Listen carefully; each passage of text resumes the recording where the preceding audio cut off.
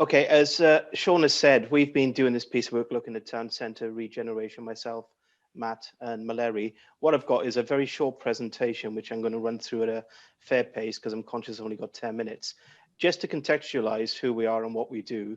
So myself, Mallory and Matt and other colleagues work for Audit Wales, and the Auditor General is the statutory auditor for most of the public sector in Wales. So that includes local government bodies, health services and Welsh Government and their sponsored bodies. In terms of our work, we've probably got two key areas that we focus on: the audit of the accounts, and the part that myself, Matt and Mallory work in looks at how well public bodies are using their resources and their statutory powers to deliver improvement for people in Wales. In terms of our work, we have discretion in what we do, so we don't listen to anyone. We take opinion, we take advice and consider feedback, but it's very much within the gift of the Auditor General what we do. So we're not really governed by government itself directly. In terms of this piece of work, we've been looking at Town Centre Regeneration.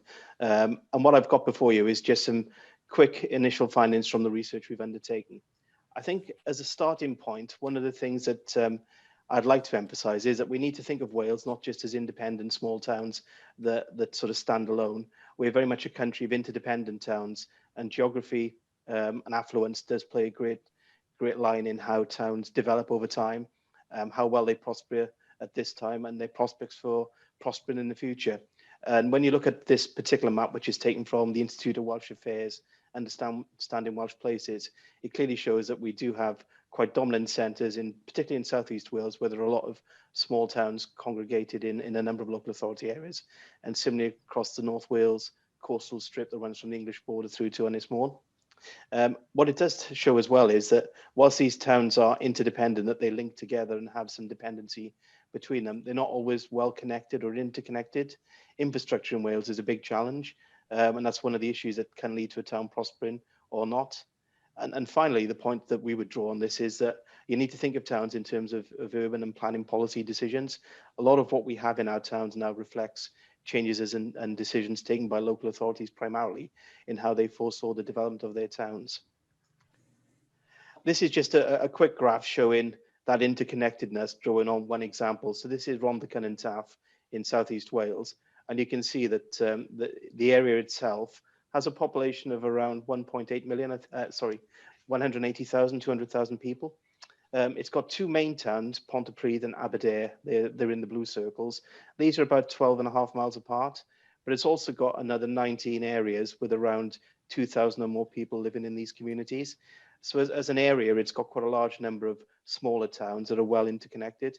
The furthest distance anyone has to travel from one of these communities to another is about 24 miles. So again, it does show that towns are quite interconnected, and no journey within RCT is over 1 hour.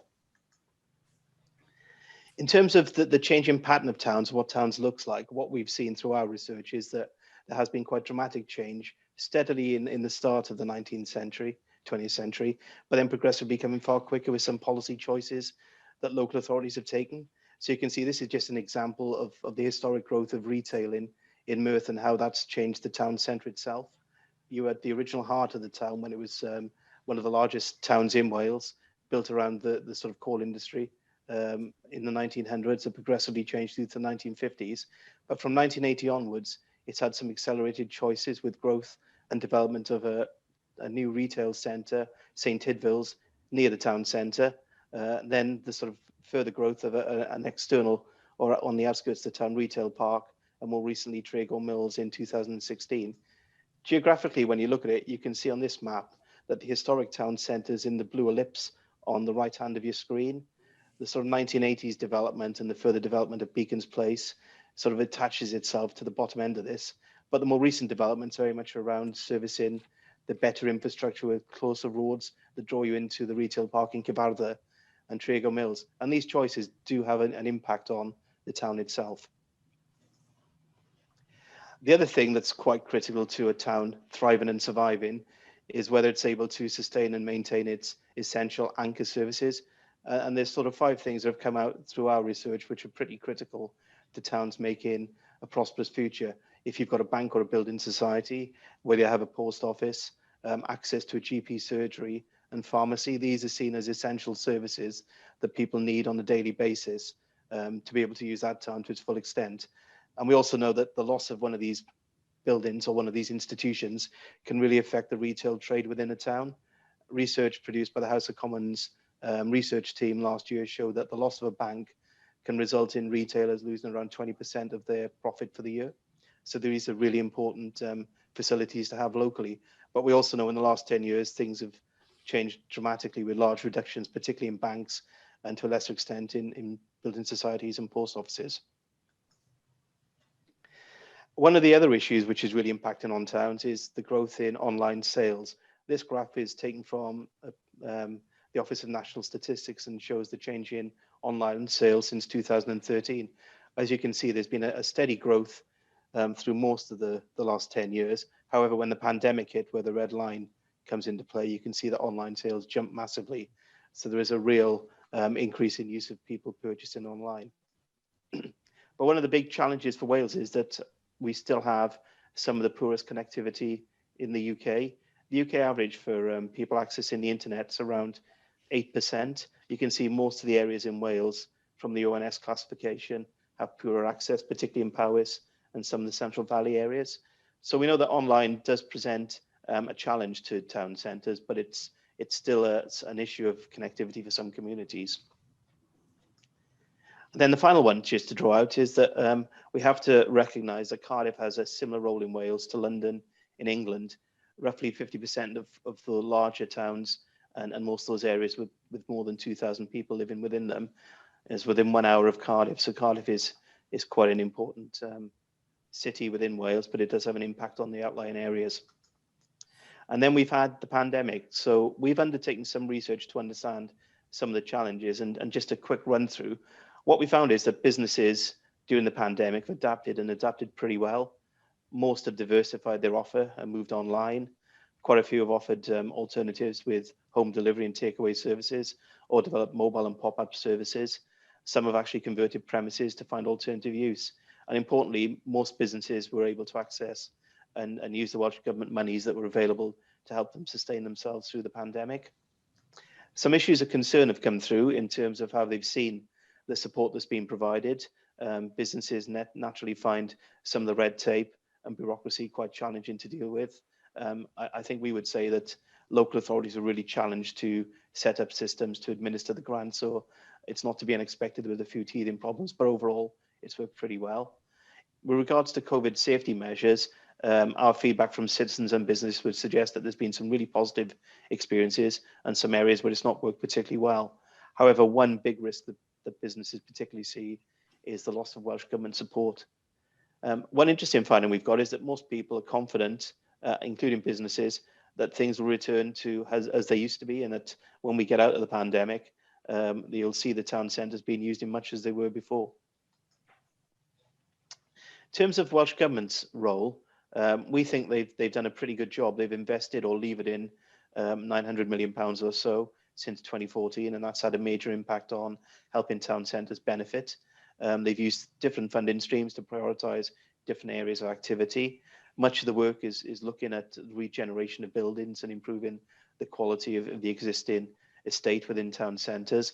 And they've also prioritised recovery from COVID and town centres in particular as one of their 8 short-term goals in their plan. So Welsh Government is really stepping up and putting aside funding. In terms of looking ahead and some of the challenges, the sort of things that we'll be talking about in our report, I've just included 7 here, and these are probably the main areas that we feel there is some opportunity for councils and others to play a different role. So firstly, we think that councils are going to have to become more interventionist. They are the best and probably the most able body locally to be able to deliver some change that's needed within town centres. When we talk about councils, we both include the principal councils, the 22 local authorities, but also town and community councils have a role here. We do recognise that there has been a reduction in capacity within local government and a loss of some of the skills in these particular areas where you need to really step in and play a more interventionist role. So there's some challenges that authorities need to address in that particular area. And that lends itself to working more effectively and closely with other public bodies and third sector partners. We think that you need to involve businesses and local people far more than has happened in the past. They are the ones who naturally will be using the towns on a daily basis and have a better understanding of what they want to see happening locally. But to date, there's a bit of a mixed picture on how well that's happened. We think placemaking and the use of place plans is a really positive way forward. Unfortunately, it's not a statutory planning requirement at this stage, but it is a system that does lend itself well to regenerating local towns. We think that there are some opportunities presented by the shift to home working, and if towns can cash in on this and make better use of how they can link with their native population, then there's every opportunity that they can help towns prosper. And finally, we think infrastructure and digital are two areas where there needs to be a lot more investment, both to grow the opportunities that they present, but not to be too frightened by online services, take advantage from what you can get from digital. In terms of our work then, where do we go next? Well, today's a good learning point for us. We want to take away from today something that we can use to support our work, and we're looking forward to attending the individual workshop sessions and the chat and comments people have about their own experiences. We want to draw on those in developing and finalising our work. We finish our research at the end of this month, and then we'll be into drafting and clearing our report in the early summer and looking for publication in August. So that's just a quick canter through where we've got to with our work. I'll stop sharing screen now and hand back to Sean.